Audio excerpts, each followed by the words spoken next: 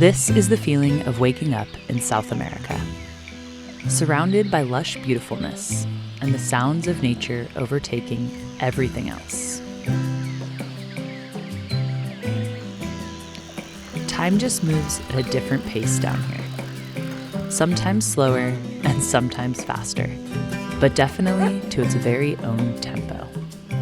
And that's what makes exploring here so fun. You never know where a morning walk will lead you. So I was just taking photos in the street of the dogs, and some lady walked up and she's like, "Are you feeding the dogs?" I was like, "No, I'm just taking pictures of them." She's like, "Come with me, come to my house right now." So we walk back here and there's like, I don't know, 100 baby iguanas right here.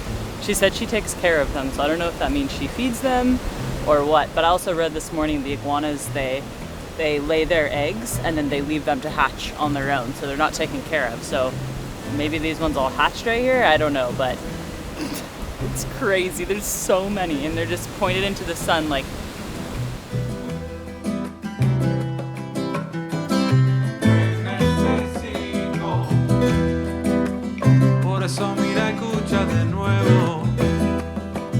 Later that day, we met some fellow sailors, and they invited us on a little mission to one of Isabela's hidden gems, the tunnels.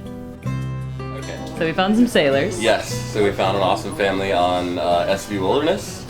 So what's your guys' story? Like, when did you start cruising? And yeah, so we've sort of had this dream for a few years, and then ended up buying the boat in Martinique 3 days before COVID. Right. But cool. Yeah, the sail here was great. Super fun. That was the first time through the canal, so that was awesome. Oh, nice. Yeah. And you guys are cruising with kids. So we have Isla? Shoot. Blue. Now I'm messing it up with, I'm sorry, Isla. I'm gonna remember it this time for sure. Isla, and how old are you? 10. 10? Nice. Jamie? Yeah. I won't ask your age. And what's your name? Merrick. Merrick. And how old are you? 7. 7? Nice. Do you guys like cruising as a family together? Yeah. Yeah? Nice. Okay, cool. Let's do it. Oh, you have a housing too? Yeah. Hell yeah. Our navigation plan today is to navigate from the harbor. We are going to go to the southwest around 35 minutes, and then we continue up to Rose Cape, is the area that we call the tunnels. Right here we are going to stop. We need to find the way to get into the rocky area, the lava platform, and you will enjoy that landscape. It's a volcanic landscape. It's amazing. Okay, that's the plan. 25 miles around, that's the distance, and ready to go. Perfect. Good.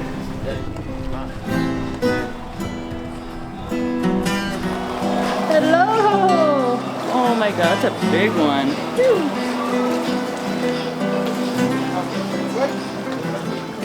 Hi.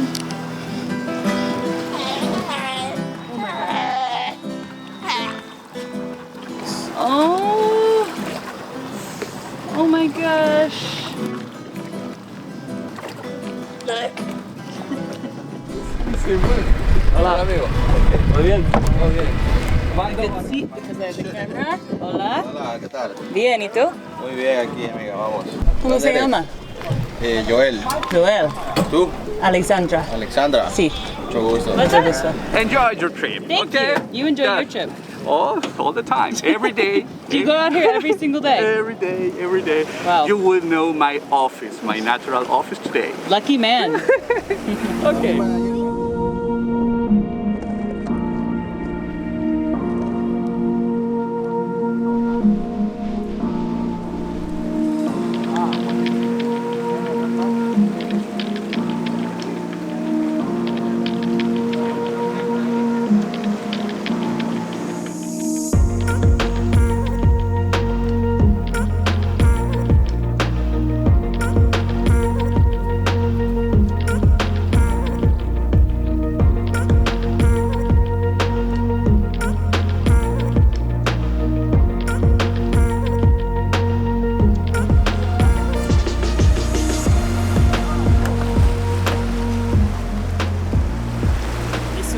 Specific ruta.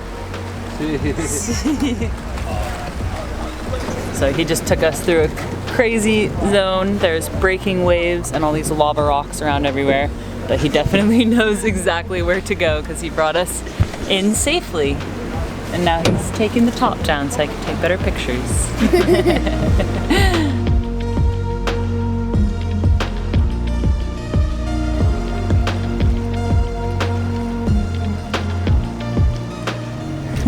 What do you think about that navigation, Brandon? Pretty spot on. Good job, Captain. Dude, the color of the water is crazy. Wow.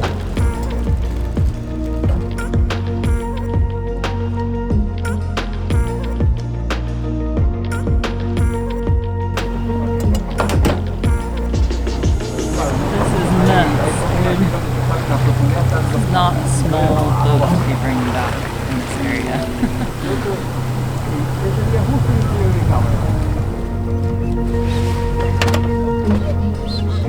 Nuts, huh? Can you explain to me what you're seeing right now?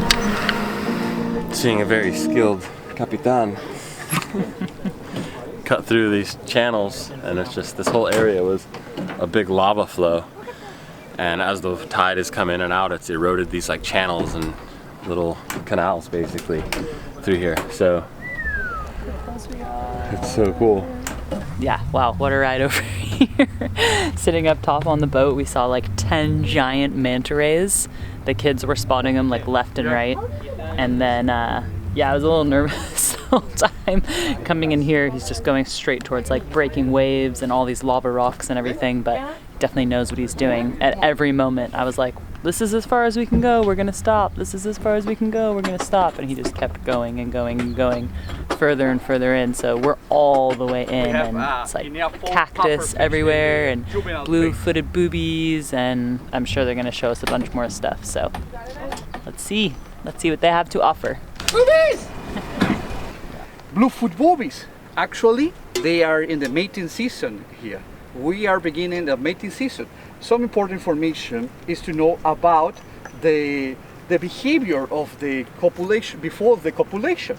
To understand this, we need to know that the male is the responsible to build the nest. How we can recognize the male? Well, the male whistling. Only the male have this ability to do this sound. The female makes a nasal honk, a kind of squawking.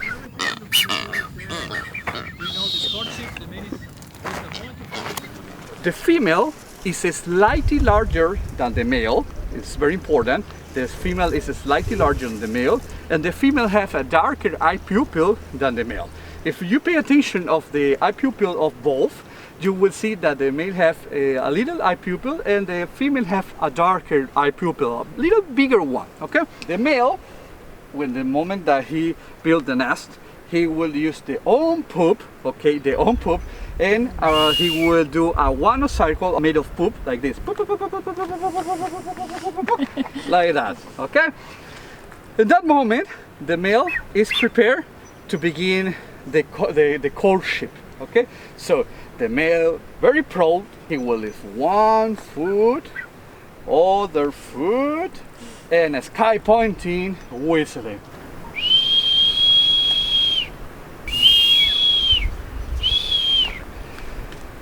This is very important because the sexual selection theory said that the blue color on the male show her that is a good fishing seabird, could be a good provider, and maybe he will be a good father. Okay, so this is very important to have a good, very attractive color on the foot. Well, believe it or not, if another male comes in this moment and the other male have a blue attractive color, she will try with the other male. And then when she has the egg, does the male stick around too to protect? Yes. Yeah. Yes. Both have parental cares. Both. Yeah.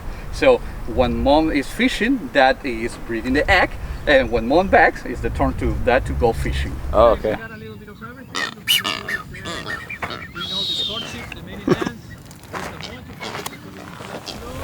you doing? Just really cool. Just filming these boobies. They're so cool. Get a little booby time lapse. Yeah. Nice. The blue is so bright. I know. It's It's really pretty, huh? They're like sleeping.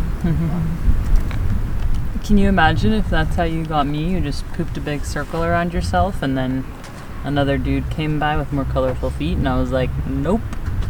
That's pretty much what happened. I pooped in a circle. I danced. My feet were tan. Very tan. And there was other men with not as good poop circles and not as tan feet. So I gotcha. And here we are. And here we are.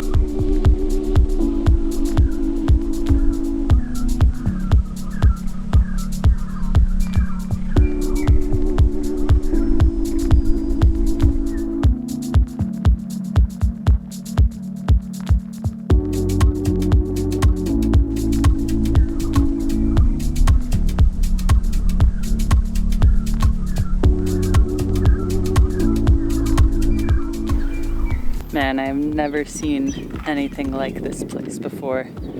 So many crazy rock formations and then the big cactus on top of it. Sea lions swimming around and blue-footed boobies and there's crabs crittering all over. It's really wild. It almost doesn't look real.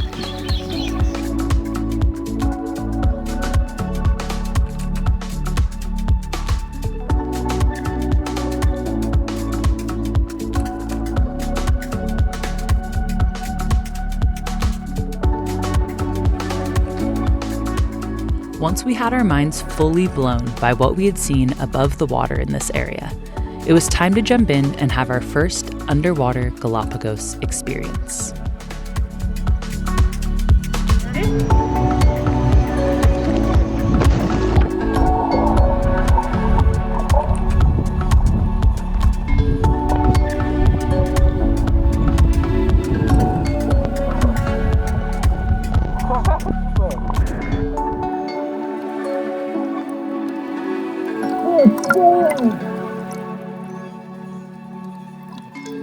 The turtles cruising around in front of the mangroves were by far the most massive turtles I've ever seen in my life. And just like all the other Galapagos creatures we'd seen so far, they didn't mind our presence, and we got to see them living life as if we didn't exist.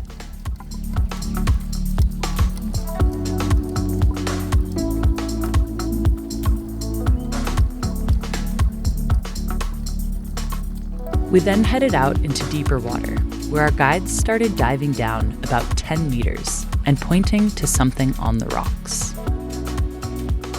I don't know how they spotted these Pacific seahorses from so far away, but I suppose it helps that they're one of the biggest types and can grow up to 31 centimeters long, and are even nicknamed the giant seahorse.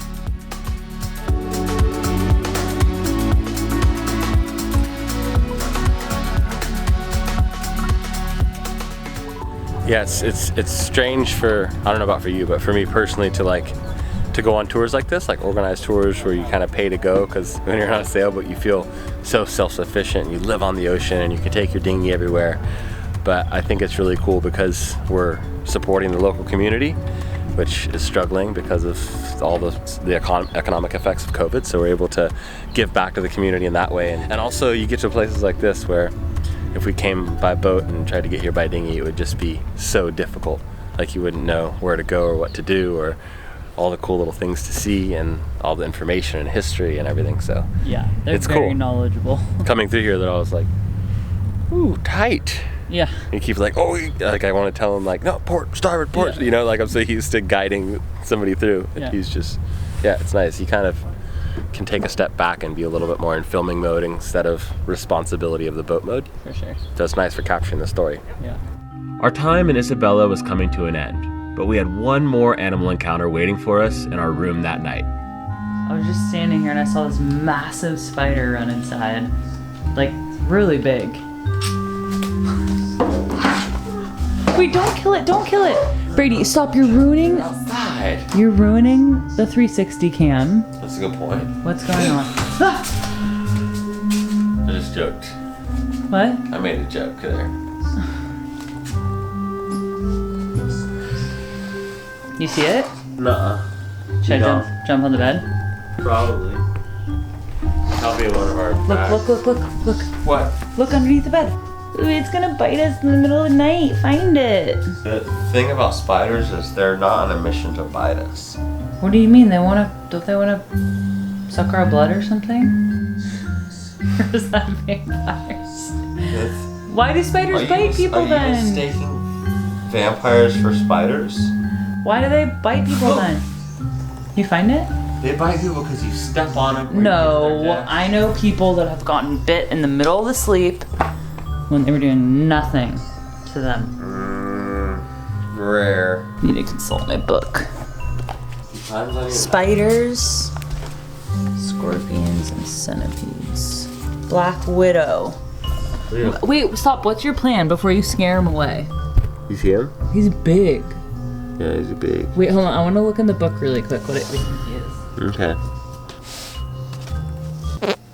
Oh, you fart? Yep.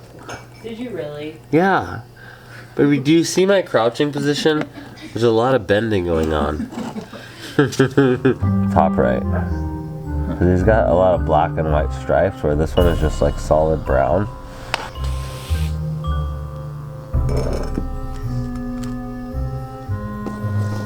See that now? Did you get him? Well, now he's in the glass.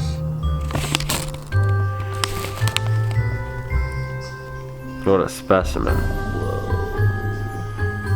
There's some good shots? Yeah, it looks kind of weird to me. Oh, there. Whoa, yeah. Dude, I do not want that thing freaking crawling in my face in the middle of the night. Okay, we'll put him outside. Come on. Okay. Put him like far away. Like throw him over the balcony.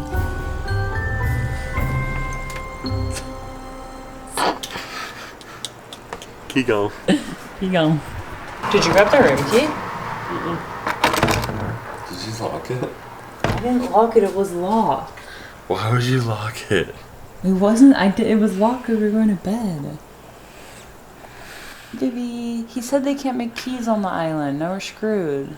You're joking, and I can tell you're joking. This is the worst joke ever.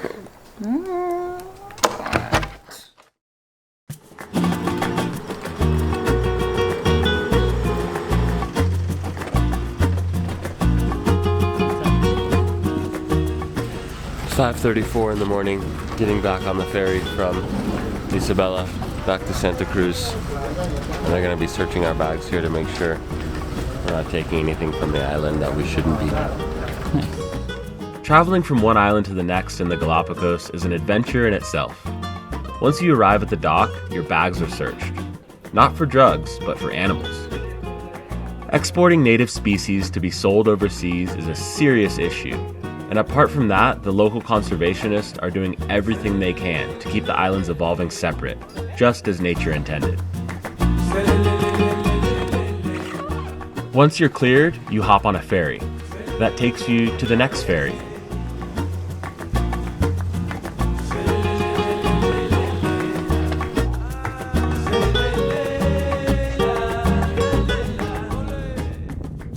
Which then takes you about 50 nautical miles into the open ocean to Santa Cruz.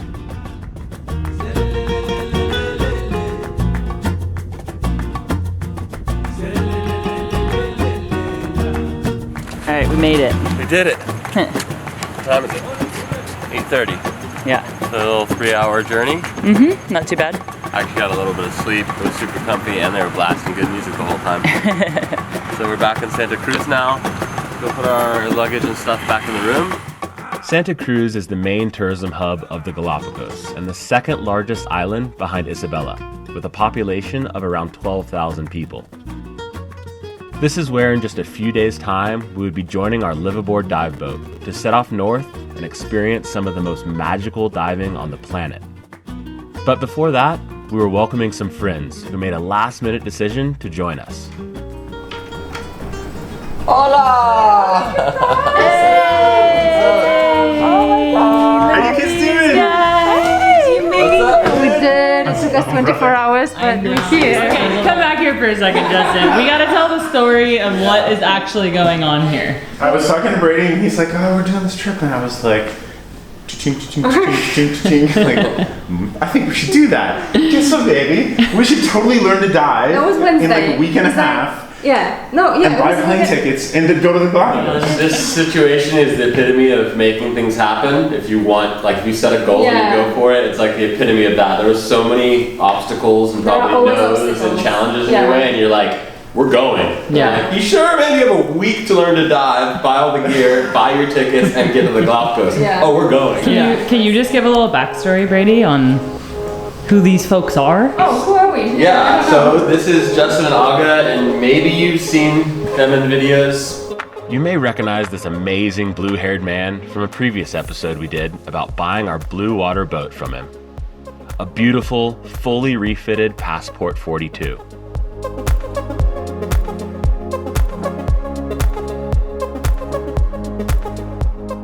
So, sailors, they have to learn to dive. What better place to dive than their first freaking dive trip ever? Oh my god, the Galapagos. We had one more night of sleeping on land as our dive trip was kicking off the next day. This would be our first liveaboard experience, and it was going to be on a brand new 125-foot floating dive machine. You never know what you'll get with diving, but we could have never prepared ourselves for what we were about to experience. From schooling hammerheads to marine iguanas, and a ton of unique creatures in one of the most biodiverse marine ecosystems on the planet.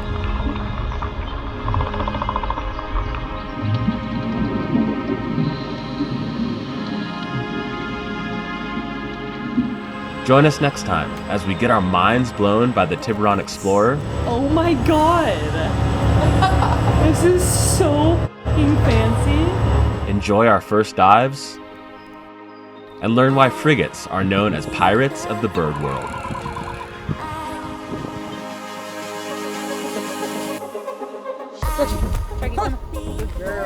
So Sharky has some big news to share. We started a Patreon account. It's been so long in the making, but the time is here. Yep. So if you made it this far, you watched the whole episode and you like what you saw, then head on over to patreon.com/cruisersacademy to become a part of our crew and support us in making more films. The best part, 100% of what we get through Patreon goes back into us making more films and releasing content on YouTube. Yep. So thank you so much for being part of our journey, and we're excited to see you on Patreon. Thank you.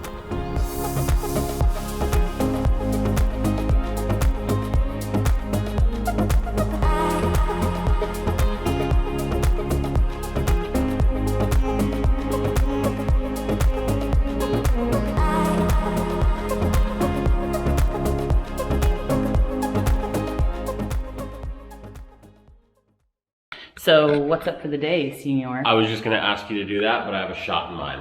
Oh. So, Really? door's closed. Okay. POV, you come in, open the door. Uh-huh. I'm in bed. Uh-huh. You say, wake up! And then I pull the covers off, and you say, what's the plan for today? And then I'll tell you the plan. Senior, Hello. wake up. Wake up! There's iguanas in the street. I'm up. What's the plan for today? The plan for today, go get breakfast. That's the first thing. Yeah? Why are you laughing? You're acting so bad. Is it? Yeah. No. Don't do that. I want to set the day up. Okay. You hot under there? Yeah. Take these off. No. No! Why? Because I'm wearing all my clothes. I slept in my clothes. I'm ready.